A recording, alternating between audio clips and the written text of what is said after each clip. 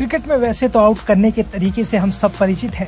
सामान्य तौर पर हम मैच में ही देख लेते हैं कि कोई खिलाड़ी कैच आउट हुआ तो कोई बोल्ड हुआ, कोई रन आउट हुआ। मतलब कि जो खिलाड़ी आउट होते हैं, क्रिकेट फैंस उन सब तरीकों को जानते हैं।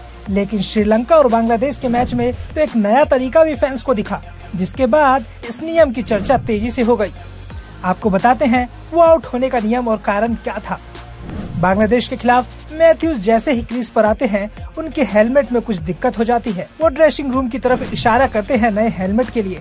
तभी शाकिब और एम्पायर द्वारा हलचल हो जाती है और थोड़ी देर में मैथ्यूज को आउट दिया जाता है, जिसे देखकर सब हैरान, भला बिना कुछ करे ये आउट कैसे हो गए। थोड़ी देर में पता चलता है कि मैथ्यूज को टाइम आउट के कारण एम्पायर ने आउट दे दिया। मतलब क्रिकेट में आउट होने का एक नया नियम। इस नियम के तहत बल्लेबाज को 2 मिनट के अंदर क्रीज पर आकर गेंद फेस करना होता है। ये विवाद इतना बढ़ गया है कि सबको टाइम आउट नियम के बारे में पता चल गया। अब आपको बताते हैं आखिर ये टाइम आउट वाला आइडिया आया किसको था और बांग्लादेश का वो कौन सा खिलाड़ी था जिसने साकिब को ये आइडिया दिया। मैच के दौरान जब श्रीलंका के बल्लेबाज सदीरा आउट हुए, तब शाकिब बॉल लेकर तैयार थे उनके पास। तभी बांग्लादेश के खिलाड़ी नजमुल हुसैन शंटो आते हैं और साकिब से बातचीत करते हैं। शाकिब फिर एम्पायर के पास जाते हैं और इस नियम के तहत अपील कर देते हैं और एम्पायर भी नियम को लेकर मैथ्यूज को आउट दे देते हैं। नियम के तहत मैथ्यूज आउट हो जाते हैं, लेकिन शांतो की भी दाद देनी होगी कि किस तरह से वो इस नियम को ध्यान में रखे हुए थे।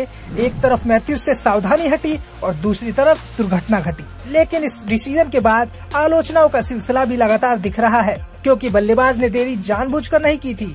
वो हेलमेट के कारण उसने टाइम लिया और कप्तान शाकिब अल हसन ने इस बात को समझने से इनकार कर दिया और मैथ्यूज को वापस पवेलियन जाना पड़ा।